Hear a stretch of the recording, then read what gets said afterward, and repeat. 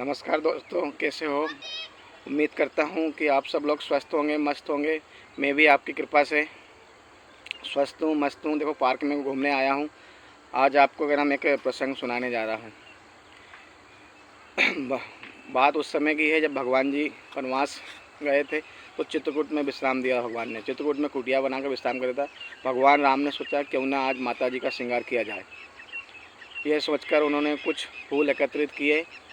फूलों से उन्होंने माता जी बालों के लिए गजरा बनवाया, कान के लिए कर्णफूल बनवाए, गले के लिए हार बनाया और बाजुओं के लिए बाजूबंद कंगन बनाए और पैर के लिए पायल बनाई।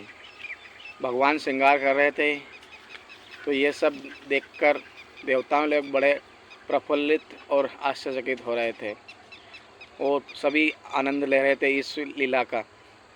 पर इंद्र का एक पुत्र जयंत था। उसको लगा कि ये कैसा भगवान है जो अपनी पत्नी का ही श्रृंगार कर रहा है।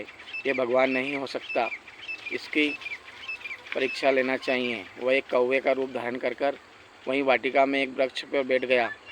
वह ये सब देख रहा था। भगवान राम सीता जी का श्रृंगार कर रहे थे, सीता जी को देख रहे थे और अचानक सीता जी की नज़र वृक्ष पर पड़ी। कहने लगी, इंद्र का पुत्र जयंत यहाँ पर क्या कर रहा है। भगवान श्रृंगार करके बाजू में बैठे थे और जयंत आया और माताजी के पैर में चोंच मार के भाग गया। माताजी ने सोचा ये कैसा मजाक कर रहा है इंद्र का पुत्र।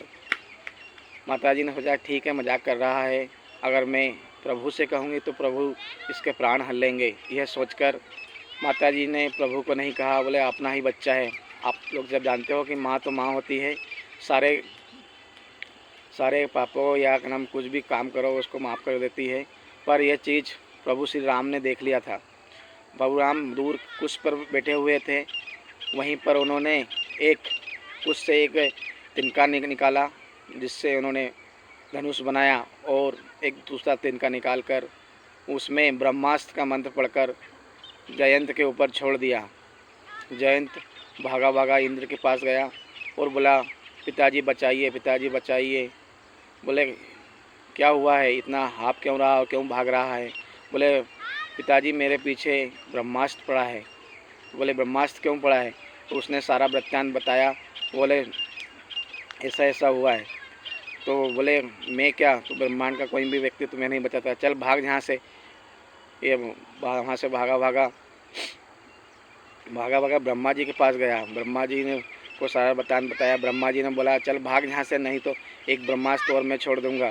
यह वहाँ से भी उसको कोई सफलता नहीं मिली। कोई भागा भगवान शंकर के पास बोला। शंकर जी को पहले से ज्ञात हो गया था। बोले भागा कि नहीं है यहाँ से, नहीं तो मैं ब्रह्मास्त्र के साथ त्रिशूल भी तेरे को छोड़ दूँगा।